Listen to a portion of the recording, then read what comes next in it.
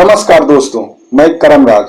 क्या आपको याद है 7 सितंबर 2019 को जब हमारे देश के करोड़ों दिलों की धड़कनें कुछ समय के लिए रुक गई थी, जब हमारा देश चांद के साउथ पोल पर चंद्रयान 2 को उतारकर पूरे विश्व में एक नया इतिहास रचने वाला था कि चांद से लगभग 2.1 किलोमीटर पहले ही कुछ तकनीकी खराबी के कारण कंट्रोल रूम से लैंडर का संपर्क टूट गया और वह अनियंत्रित होकर चांद की सतह पर गिर गया, जिसके कारण उसे भारी क्षति पहुंची और दोबारा उसका संपर्क कंट्रोल रूम से नहीं हो पाया और चंद्रयान 2 का मिशन फेल हो गया था।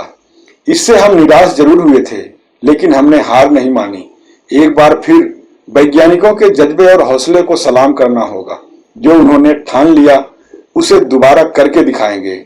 और प्रधानमंत्री जी ने खुद श्री हरिकोटा के स्पेस सेंटर में अपनी उपस्थिति जताई थी और देश के वैज्ञानिकों का हौसला बढ़ाया था और उन्होंने वैज्ञानिकों को आश्वासन दिया कि आप लोग दोबारा प्रयास कीजिए, पूरा देश आपके साथ खड़ा है। जैसे कि आपको बता दें कि चांद के फार साइड पर उतरना कोई आसान काम नहीं है।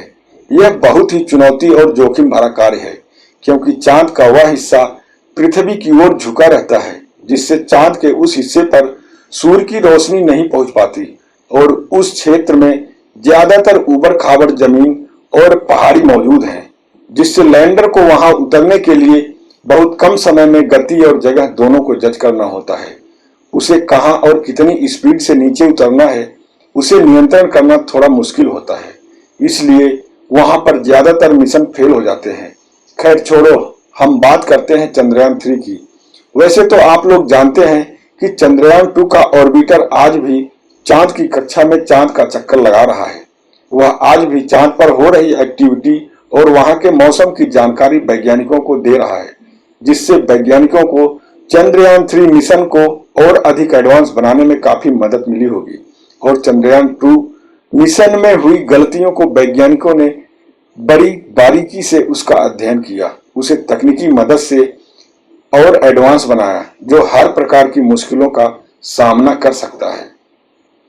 अब वैज्ञानिकों ने फिर एक बार चंद्रयान 3 मिशन को लेकर 14 जुलाई को उड़ान भर चुके हैं और 23 अगस्त 2023 या फिर उससे पहले ही हम चांद के साउथ पोल पर विक्रम लैंडर उतारेंगे और वहां भारतीय झंडा लहराएंगे। वैज्ञानिकों के अनुसार चंद्रयान 3 पृथ्वी की कक्षा में गोलाकार शेप से शुरू होकर अंडाकार से बनने तक लगभग 21 दिन तक चक्कर लगाता है। अब आप यह सोच रहे होंगे कि यह गोलाकार शेप से बढ़ते हुए अंडाकार शेप में परिवर्तन क्यों करता है, यह पूरा गोल गोल पृथ्वी का चक्कर क्यों नहीं लगाता। तो आपको बता दें कि यदि यह पूरा गोल चक्कर लगाएगा तो कभी भी चांद की सतह पर नहीं पहुंच पाएगा, यह वहीं घूमता रह जाएगा। इसलिए यह गोलाकार शेप से शुरू होकर अंडाकार शेप बनने तक पूरी पृथ्वी का लगभग 5 चक्कर लगाता है। पृथ्वी के एक तरफ की सबसे नजदीकी दूरी, जिसे पेरोजी दूरी कहते हैं, और दूसरी तरफ की दूरी को एपोजी दूरी कहते हैं, जिसे वैज्ञानिक हर चक्कर में एपोजी दूरी को बढ़ाते रहते हैं और 5 चक्कर पूरा होते ही छठे चक्कर में प्रोपल्सन मॉड्यूल के द्वारा यह सीधे चांद की कक्षा में प्रवेश कर लेगा, क्योंकि इस बार ऑर्बिटर की जगह प्रोपल्सन मॉड्यूल को भेजा गया है। ऑर्बिटर इस बार नहीं गया है। अब चंद्रयान 3 फिर एक बार 19 दिन तक चांद की कक्षा में चांद का चक्कर लगाएगा। लेकिन एक बात फिर से आप समझ लो, चंद्रयान 3 पृथ्वी का पहला चक्कर लगभग गोलाकार शेप से शुरू होकर अंडाकार शेप बनने तक लगभग 5 चक्कर लगाया था और अब यहाँ ये बिल्कुल उसका उल्टा होगा। यह पहला चक्कर अंडाकार शेप में चांद का लगाएगा, इसके बाद एक तरफ से इसकी दूरी को घटाते हुए इसे गोलाकार शेप में लाएंगे और फिर यहाँ पर चांद से लगभग 100 किलोमीटर पहले ही प्रोपल्सन मॉड्यूल लैंडर से अलग हो जाएगा, जो चांद की कक्षा में रहकर चांद का चक्कर लगाता रहेगा, जिससे वो विक्रम लैंडर की निगरानी करता रहेगा और वहां पर होने वाली हर एक्टिविटी पर नजर रखेगा। विक्रम लैंडर धीरे धीरे चांद की सतह की तरफ बढ़ते हुए उसके साउथ पोल पर जा उतरेगा।